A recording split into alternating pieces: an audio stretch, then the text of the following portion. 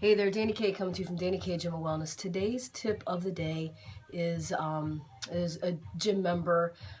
She wants to remain anonymous. So she wanted to know, like, what happens when she is given a different, a certain exercise, or like she sees an exercise in a magazine, or she sees somebody at the gym trying an exercise, and she doesn't feel like she is up to par to doing that exercise. My thing is, definitely, well, seek out a professional first. I can always help and say, instruct how to do it properly, or, it gives certain, cues on what to do, what to squeeze, what to push through, and all that stuff. But, you see it in a magazine or whatever, and you want to try something, or you see it in a video, you want to try something, you don't know exactly how to do it or that you can do it. My thing, definitely seek the professional first. Secondly, if there isn't a professional, if you're at home trying something, try it. And if, one thing that you could do is, do lesser weight. So if, the instructor or the video or the magazine or whatever says to pick up, 10-pound dumbbells, 15-pound dumbbells, or 15-pound kettlebell, try the exercise first, whatever it might be, without weights first, just to get the form down. So that's one.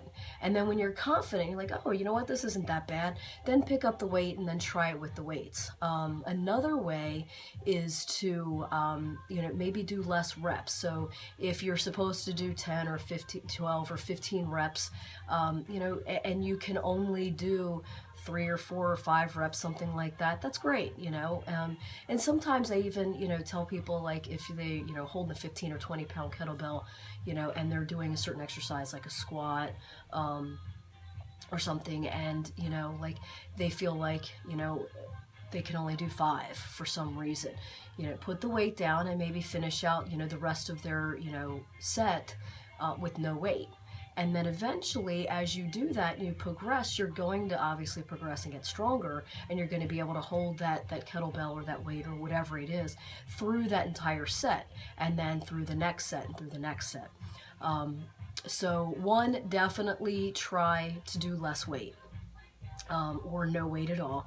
2, do less reps until you feel confident, and then, just add more reps onto it. 3, the third way is modify your exercise.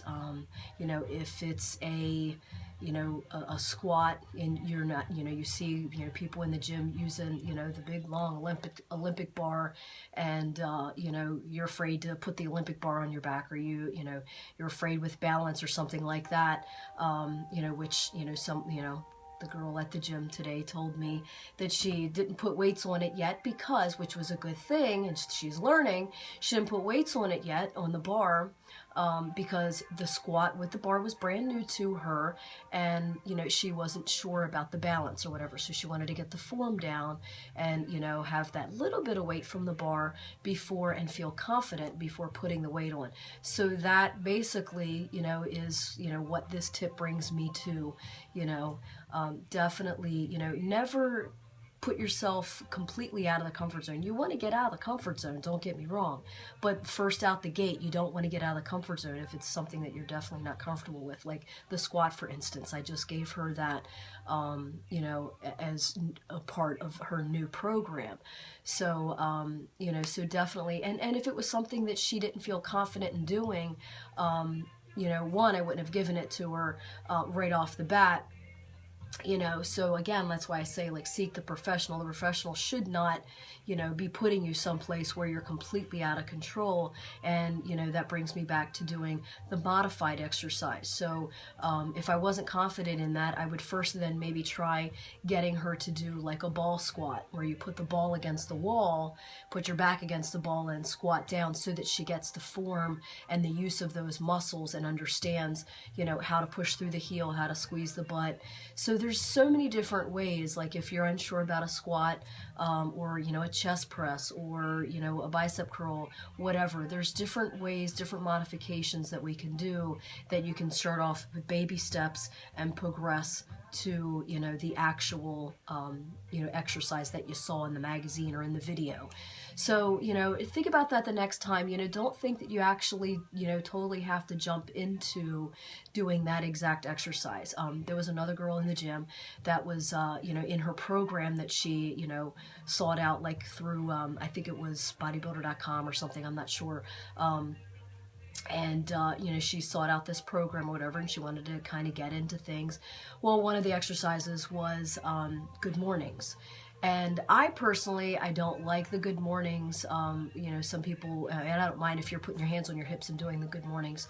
But some people put the weight on the, you know, on the shoulders, and they're bending over at the waist. Basically, it's a lower back extension, a lower back exercise. So I still do not feel, especially with my back, I do not feel confident in putting that bar on the back of my shoulders and bending down with weight, you know, and, you know, because you're bending at the waist and coming back up. So with all that weight on your shoulders and you're bending down, you know, it puts a lot of pressure on your spine.